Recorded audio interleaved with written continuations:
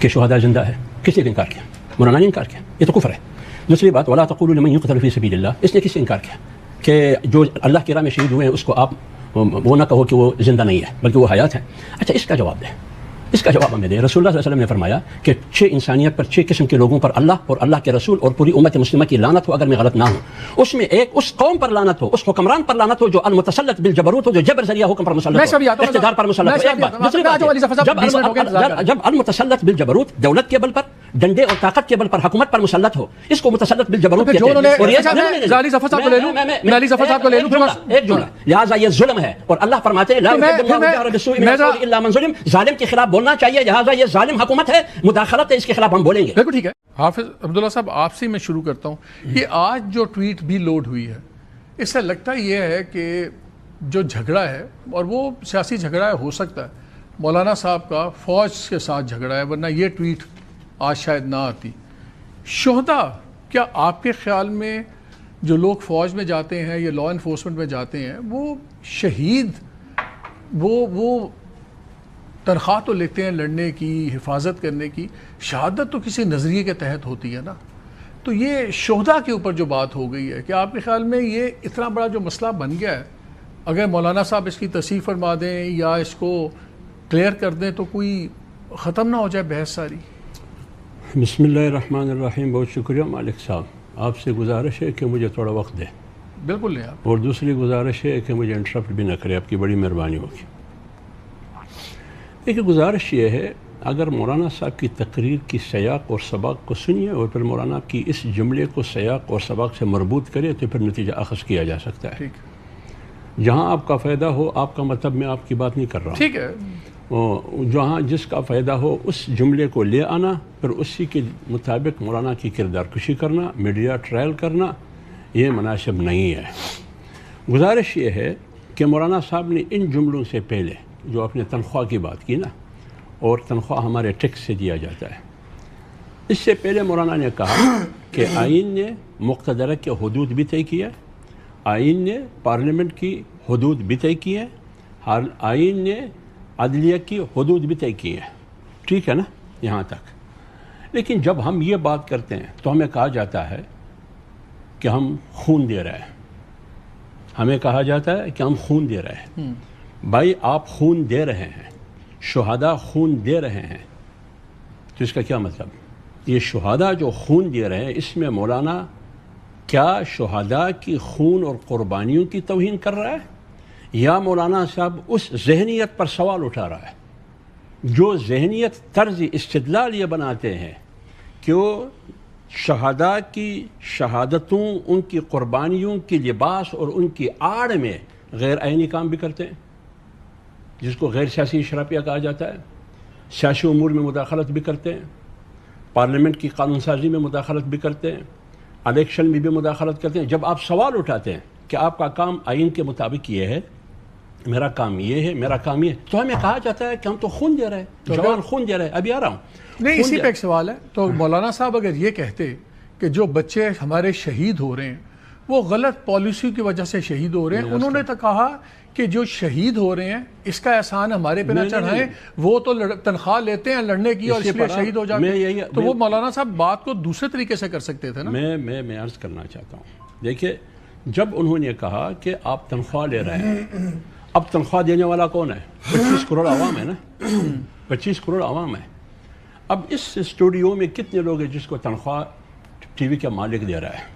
کیا اس مالک کی کوئی اہمیت ہے یا نہیں ہے ان کی اہمیت؟ تو جو تنخواہ لیتا ہے، تنخواہ کے مطابق وہ خدمت سر انجام دے رہا ہے، ان کی بھی کچھ ذمہ داری ہے۔ اس کی ذمہ داری ہے کہ وہ مالک کے کام میں مداخلت نہیں کریں گے۔ وہ مالک کون سا مالک؟ جو انکر مالک ہے، وہ مالک ہے، اس مالک کے امور میں مالک انکر مداخلت نہیں کرے گا۔ جب آپ ایک یونٹ میں جاتے ہیں تو آپ کی عینی ذمہ داری، آپ نے خود بائی چوائس وہاں گئے کہ میں نے قربانی دینی ہے ملک کی سلامتی کے لیے، قوم کی چوکیداری کے لیے، تو پھر ہم تربیت دیتے ہیں، ان کو باصلاحیت بناتے ہیں، ان کو تنخواہ دیتے ہیں۔ تو مولانا صاحب نے اس کو اشارہ کیا، جب باصلاحیت بناتے ہیں، تنخواہ دیتے ہیں، تو اس کا احسان آپ مجھ پر کیوں ڈال رہے ہیں؟ مولانا صاحب کی ایک خوبصورتی ہے کہ ان سے شاید اچھا بولنے والا شاید پاکستان میں ہو نہ، اچھی تقریر کرنے والا، جس صفائی سے اور کلیئرٹی سے وہ بولتے ہیں تو اگر اس بیان کو سب کو ایکسپلین کرنا پڑ رہا آ کے تو کچھ تو مسئلہ ہے نا. میں پورا نہ کر سکا. جب قربانی دے رہے آپ کہتے ہیں کہ خون دے رہے ہم، اس طرز استدلال کو اپنے مدعا کو ثابت کرنے کے لیے آپ پیش کرتے ہیں. کیا مطلب کہ ہم خون دے رہے ہیں، ہمارے جوان خون دے رہے ہیں؟ بابا ہم نے کب کہا؟ اس کو تو ہم سلام پیش کرتے ہیں. اور مولانا صاحب نے بار بار کہا ہے کہ میں اپنے فوج کو جو سرحدات پر کڑے اس کو میں آنکے کے پلکوں کی بال کی طرح سمجھتا ہوں، لیکن یہ بال آنکھوں کی سرحدات کی تحفظ کر رہا ہے. اگر یہی بال آنکھ کے اندر چلے جائے اس بال کو نکالنا پڑتا ہے، ورنہ پورا جسم بے قرار ہو جاتا ہے. تو نہیں آپ مجھے بتائیے، تو یہ قدر نہیں ہے. دوسری بات، مولانا صاحب پر 3 خودکش حملے ہوئے، ان کے لیڈرشپ پر ہوئے ہیں، ان کے سینکڑوں درجنوں شہید ہوئے. شیخ ادریس آپ کے سامنے ہے. کیا مولانا شہادتوں کی توہین کر سکتا ہے؟ چلے یہ پوچھتے تیسری بات، اس شہادتوں کی قربانیوں کے نتیجے میں سیاسی امور میں مداخلت کرنا، پارلیمنٹ کے امور میں مداخلت کرنا، اس کو مولانا صاحب تنقید کا نشانہ بناتے ہیں. اس پردے کے پیچھے آپ کو چھپنے کی کوشش نہیں کرنے دیں گے. یہ مولانا کا مقصد. جی ولی صاحب آپ بتائیں. بسم اللہ الرحمن الرحیم. بہت شکریہ مالک صاحب. میں مولانا صاحب کا بیان جو ہے وہ واضح ہے، لیکن میں اس پہ بعد میں تھوڑا سا کامنٹ کرنا چاہتا ہوں. پہلے میں 1-2 آیت سب کے سامنے رکھنا چاہتا ہوں. ہم سب الحمدللہ مسلمان ہیں.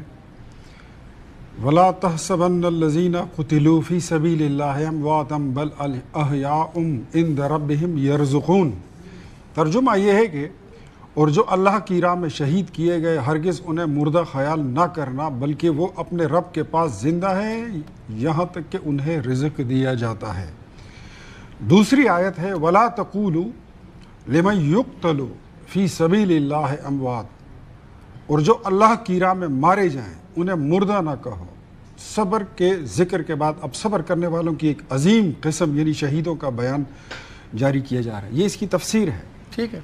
میں ایک مختصر سا اپنی مدعا کو پیش کرنے کے لیے جامعہ بنوری ٹاؤن جو ایک مستند ہمارا ایک دینی ادارہ ہے کراچی سے،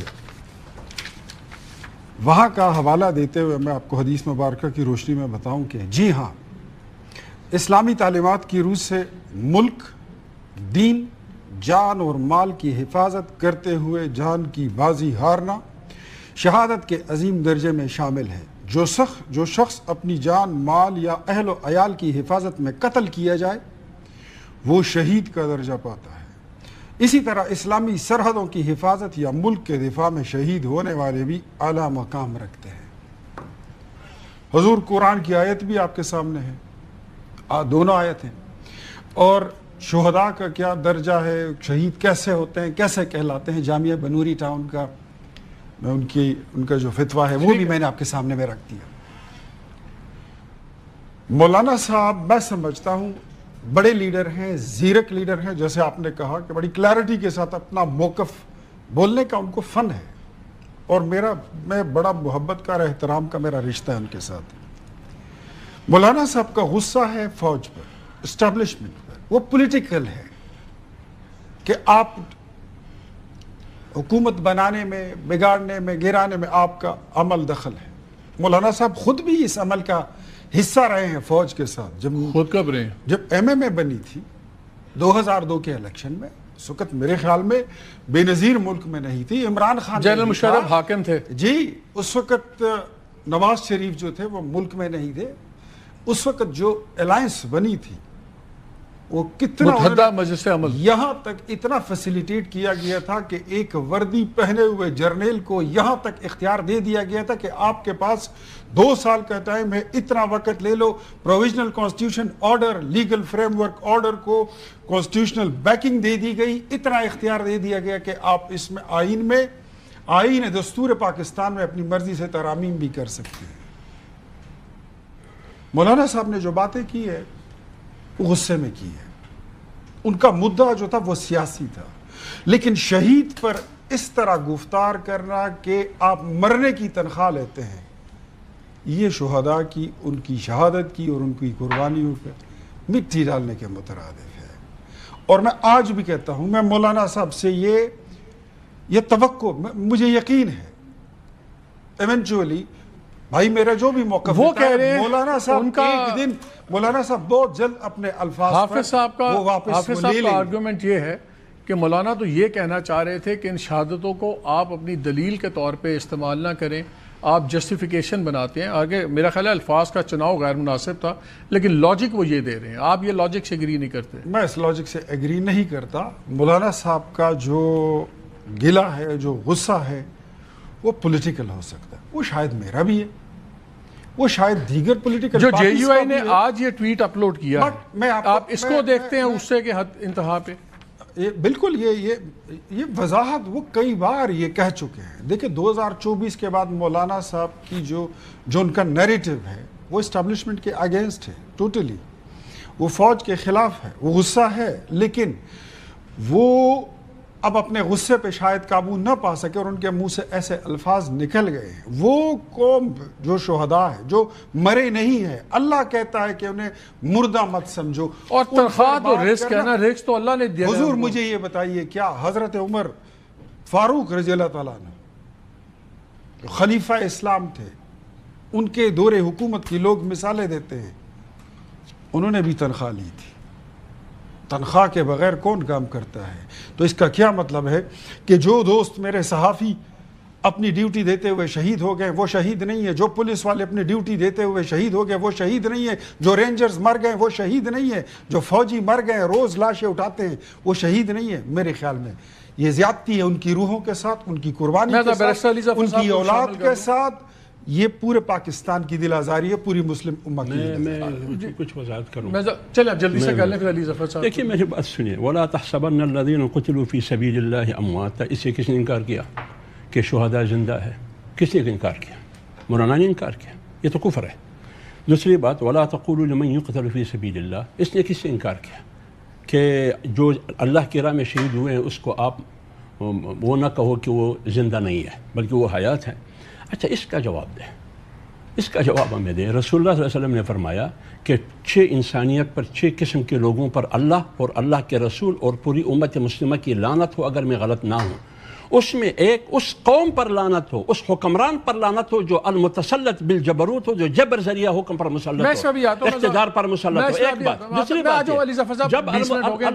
جب المتسلط بالجبروت دولت کے بل پر، ڈنڈے اور طاقت کے بل پر، حکومت پر مسلط ہو، اس کو متسلط بالجبروت کہتے ہیں. اور یہ علی ظفر صاحب کو لے لوں، میں علی ظفر صاحب کو لے لوں. ایک جملہ، لہٰذا یہ ظلم ہے اور اللہ فرماتے ہیں لا يحب اللہ الجہر بالسوء من القول الا من ظلم. ظالم کے خلاف بولنا چاہیے، لہٰذا یہ ظالم حکومت ہے، مداخلت ہے، اس کے خلاف ہم بولیں.